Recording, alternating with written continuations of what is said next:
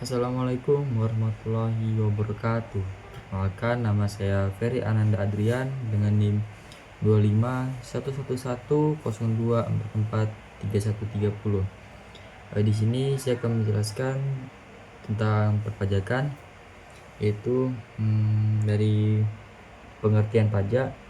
Jadi secara umum dapat diartikan sebagai iuran atau pungutan yang dilakukan oleh pemerintahan dari masyarakat berdasarkan undang-undang dan hasilnya digunakan demi pembiayaan pengeluaran umum pemerintah dengan balas jasa yang ditunjuk secara langsung.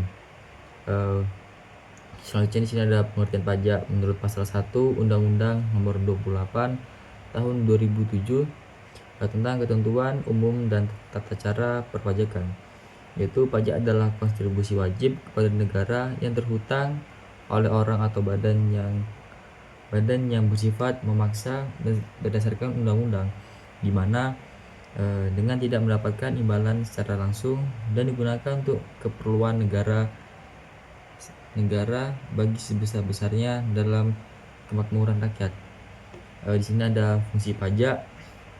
Jadi fungsi pajak itu yang pertama sebagai fungsi anggaran atau penerimaan bagus air, yaitu pajak merupakan salah satu sumber dana yang digunakan pemerintahan dan bermanfaat untuk membiayai pengeluaran pemerintah negara dari sektor perpajakan yang dimasukkan ke dalam komponen penerimaan dalam negeri pada APBN. Yang kedua ada sebagai fungsi mengatur reguler. Pajak sebagai alat untuk mengatur atau melaksanakan kebijakan pemerintahan dalam bidang sosial dan ekonomi.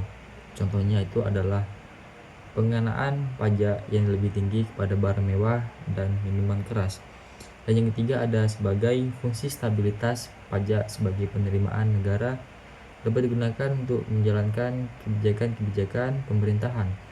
Contohnya itu seperti kebijakan stabilitas harga dengan tujuan untuk menekan inflasi dengan cara mengatur peredaran uang di masyarakat lewat pengumpulan dan penggunaan pajak yang lebih efisien dan efektif. Yang keempat ada penerimaan fungsi redistribusi, yaitu pendapatan negara dari pajak digunakan untuk membiayai pengeluaran umum dan pembangunan nasional sehingga dapat membuka kesempatan kerja dengan tujuan untuk meningkatkan pendapatan masyarakat. Di sini ada manfaat pajak, yaitu manfaat pajak itu membiayai pengeluaran negara seperti pengeluaran yang bersifat self liquidating. Contohnya adalah pengeluaran untuk proyek produktif barang ekspor.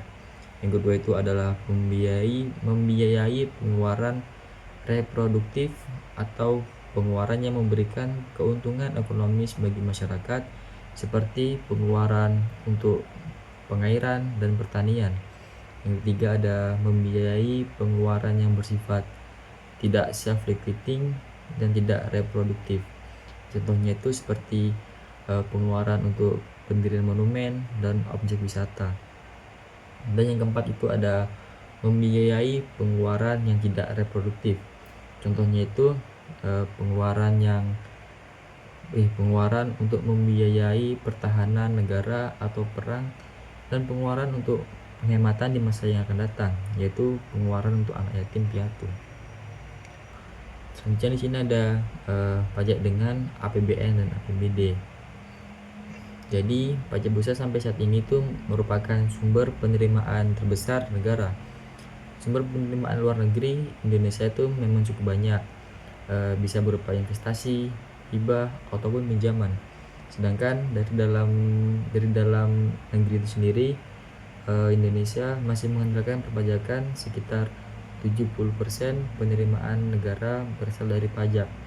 Manfaat pajak bisa dirasakan dalam bentuk fasilitas, kesehatan, pendidikan, dan lain-lain.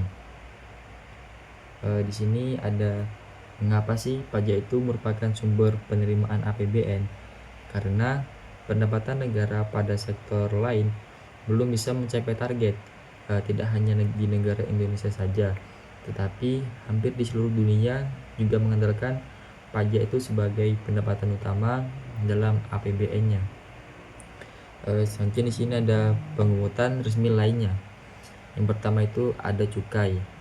Jadi cukai itu adalah iuran rakyat yang iuran rakyat atas pemakaian barang-barang tertentu seperti minyak tanah, rokok, bensin, minuman keras, dan tembakau. Selanjutnya ada biaya masuk. Jadi biaya masuk itu adalah biaya yang dikenakan terhadap barang-barang yang akan dimasukkan ke dalam daerah Indonesia untuk dikonsumsi di dalam negeri. Kemudian ada biaya keluar.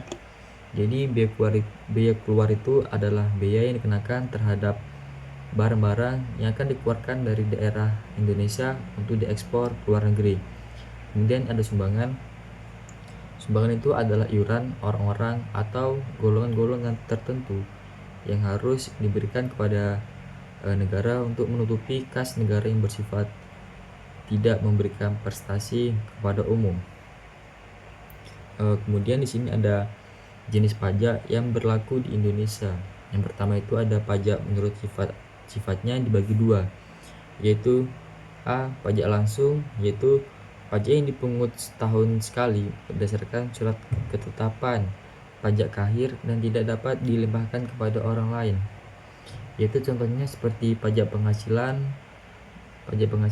pajak bumi dan bangunan, pajak perseroan, dan pajak kendaraan bermotor.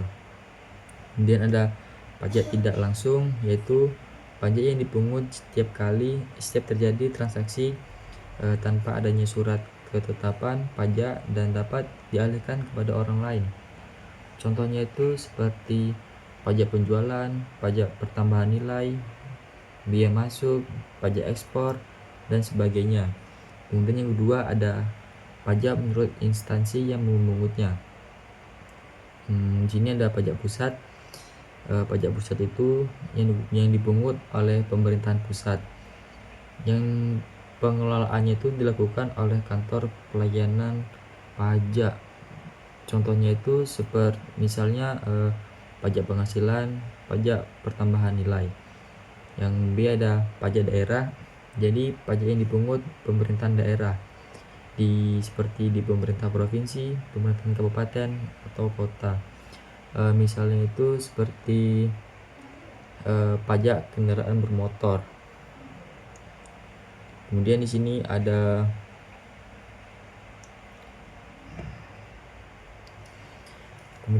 sistem pemungutan pajak. Yang pertama itu ada official assessment system, yaitu suatu cara pemungutan pajak yang berwenang untuk menentukan besarnya pajak, terutama pada pemungut pajak.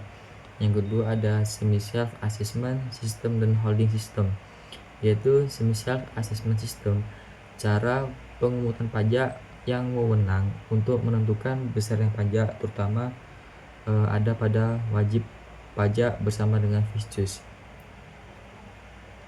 Jadi Fiscus itu adalah pegawai atau pejabat pemerintahan yang diberikan wewenang dan tanggung jawab oleh undang-undang untuk mengelola atau memungut dan menagih pajak dari wajib pajak. Kemudian ada full self assessment system, yaitu suatu cara pemungutan pajak ketika penentuan besarnya pajak, terutama pada wajib pajak, Fiscus tidak ikut campur. Kemudian ada tantangan pemungutan pajak, yaitu yang pertama ada perlawanan pasif dari masyarakat enggan membayar pajak yang disebabkan karena kurangnya kesadaran dan kepedulian masyarakat. Kemudian ada kurangnya pemahaman masyarakat tentang pemanfaatan dana pajak. Dan yang kedua di sini ada perlawanan aktif, usaha untuk menghindar dari pembayaran pajak yang secara langsung ditunjukkan kepada Fiskus, meliputi tax avoidance, yaitu usaha untuk menghindar atau meringankan pajak dengan tidak melanggar undang-undang. Yang kedua ada tax evasion, yaitu usaha menghindari pajak dengan cara melanggar undang-undang atau menggelapkan pajak. Mungkin itu saja yang dapat saya sampaikan tentang perpajakan di Indonesia. Kurang lebihnya mohon maaf. Saya akhiri. Wassalamualaikum warahmatullahi wabarakatuh.